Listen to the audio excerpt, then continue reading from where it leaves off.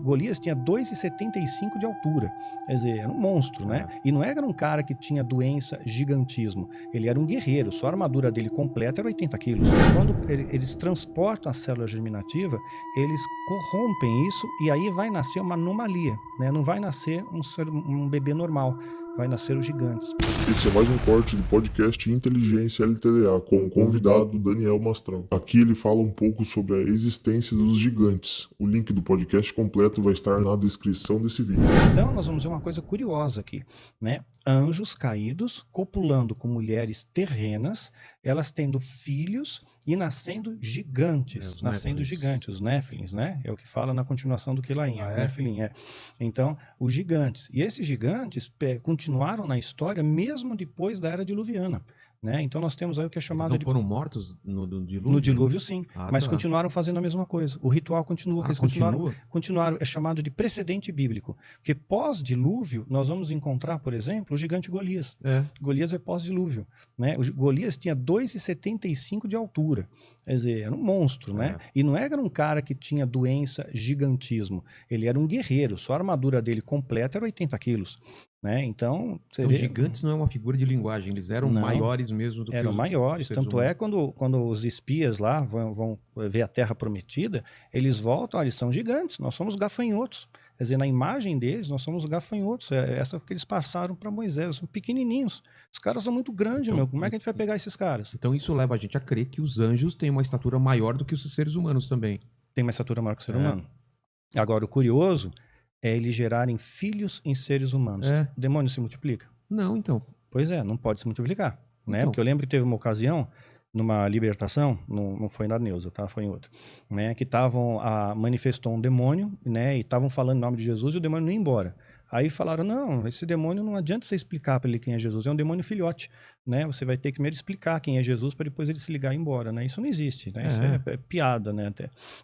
Então, o que acontece? Já ouviu falar de súcubos e íncubos? Já. Então, os súcubos é a materialização demoníaca na forma feminina e íncubos a materialização demoníaca na forma masculina. Isso eu falo no meu livro Raço do Culto.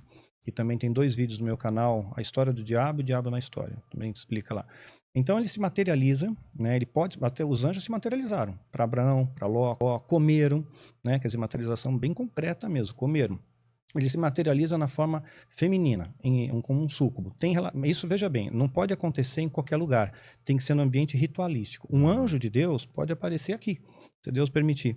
Né? Mas um demônio não pode, materializado não. Não. Só dentro de um ritual, só dentro de um espaço ritual. Né? E tem medidas, tem proporções, tem tudo certinho ali para poder...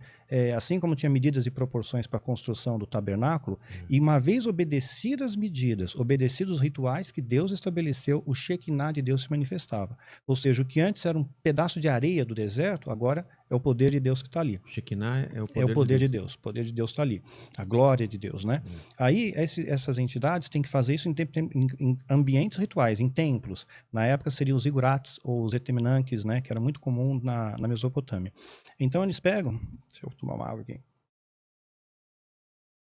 Eles pegam, se materializam na forma feminina, súcubo, tem relação com o homem, recolhe o sêmen, né? Aí ele se materializa na forma masculina, íncube, né? E vai incubar. Ele vai fazer uma incubação.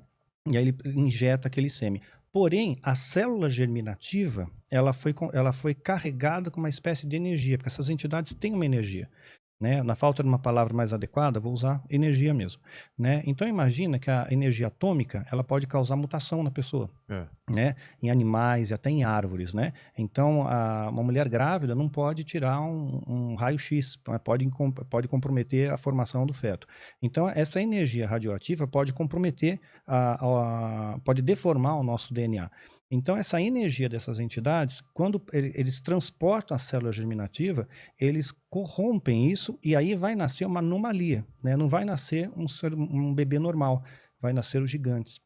Que a Bíblia diz que eram varões de grande renome, pelos feitos que eles faziam e tudo mais. Né? Então, são alguns feitiços de alta magia que já remontam desde a época da Mesopotâmia. Isso é antigo, os sumérios tinham, os acádios tinham, os egípcios, os astecas, incas, maias, né? Machu Picchu, Isso está pelo mundo O que inteiro. os caras chamavam de semideuses, né? Devia ter Isso, várias denominações. exato. pra Essa é a ideia mesmo, semideuses. É. Filho dos deuses, né? É, Com as mulheres. Com as mulheres. Exato. E isso, então, não foi interrompido com Com o dilúvio. Mas Não. o dilúvio, a intenção do dilúvio era interromper isso e outras coisas, Era né? acabar com tudo, né? Só que eles continuaram fazendo. Por isso que teologicamente a gente chama isso de precedente bíblico. É algo que continuou ocorrendo e a gente vê evidência disso. Se vê evidência, por exemplo, né? O gigante Golias. Teve outros também. Mas hoje em dia ainda pode acontecer ou não? Hoje não. Hoje eles aprimoraram, digamos, essa engenharia genética. Né? Com o passar do tempo, o diabo ele tem uma natureza psicomotora. Então ele muda na medida em que ele aprende.